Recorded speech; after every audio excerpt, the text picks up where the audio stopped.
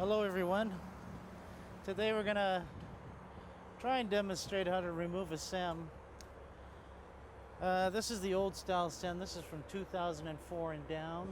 It's extremely difficult to get the camera into these tight spots, so we're gonna try the best that we can to explain things as we go.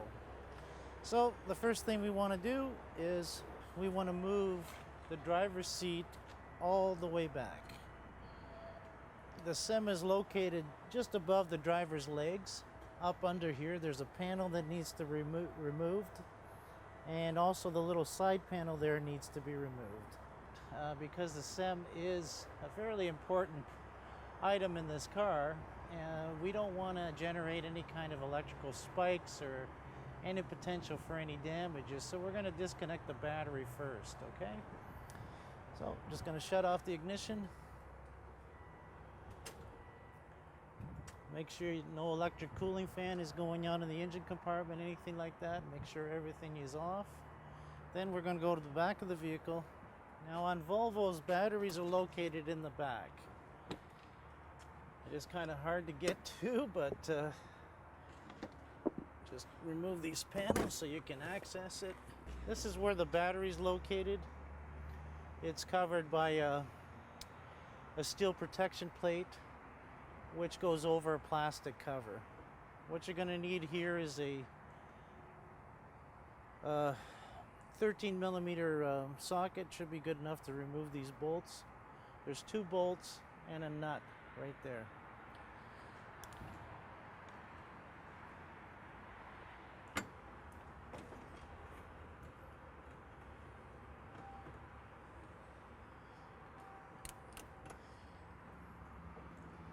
Try and do this as fast as we can. We've only got so much time.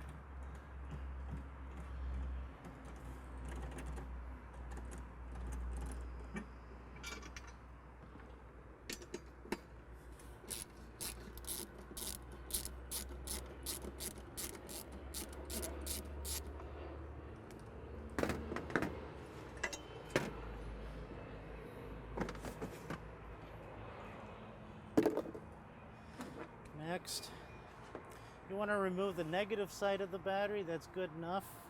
You need a 10 millimeter socket. Goes on there nicely, easily removed.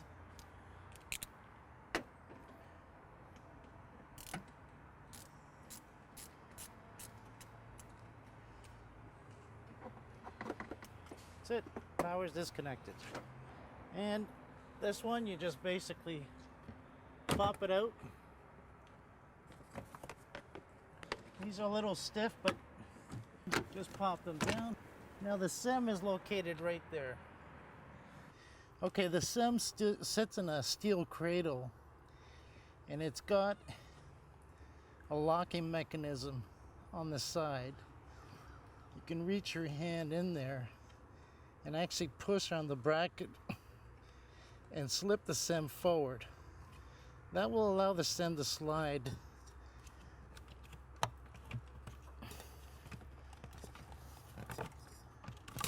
right down.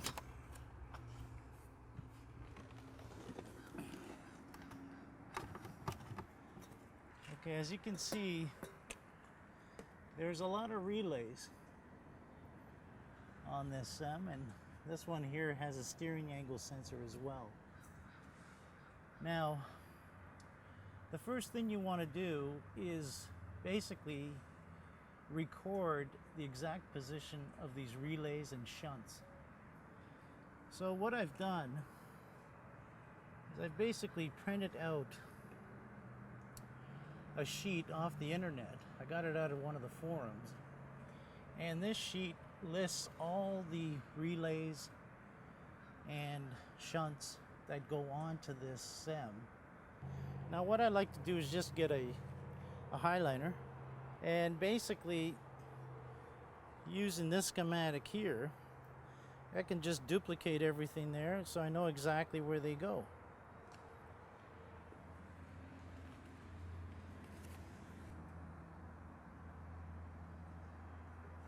So the next thing we do is we remove the electrical connector, 10 millimeter socket with a ratchet. Next, you got to remove the connector itself. These are a little stiff, but a little perseverance and they will come out.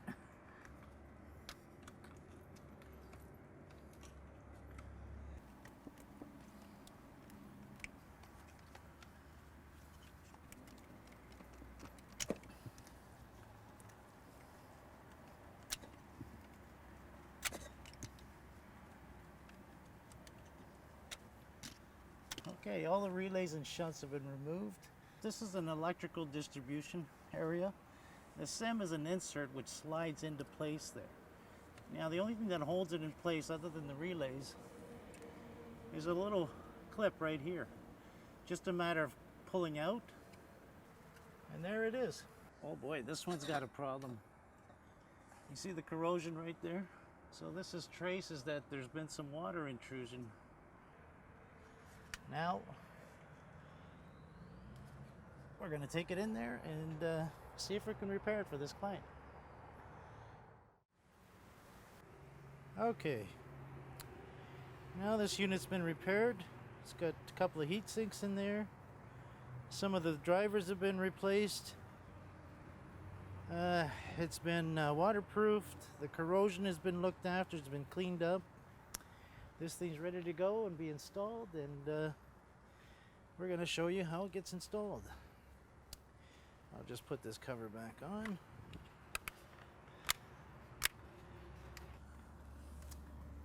Now it's got the little tab right here, and it gets locked by this tab here. So it only goes one way. Slip it in, lock it up, make sure it doesn't slide out. And now we'll start putting all the relays back in place.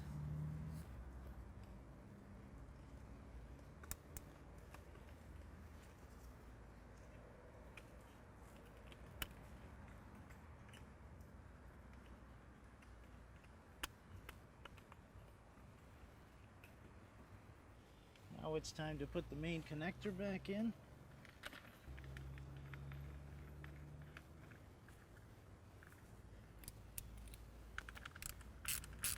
Can't over torque these. Once they go down, they'll hit their limit and just start clicking like so. I don't know if you can hear that clicking, but I can't tighten it anymore. That's as far as it's going to go. But I know that it's locked in and it goes all the way back in. Now the CEM normally sits with the connector facing upwards. On either side there's locating tabs. I like to call them ears. And they have to slip into a groove in the bracket. As you can see here, the grooves are on either side, and there's the locking tab down at the bottom there. And once you get this unit slipped back up in there and slip it backwards, it just locks back into place again. And here it is, it's installed, nicely secured, ready for the customer to enjoy his driving pleasure in his car with a completely rebuilt CEM with a lifetime guarantee.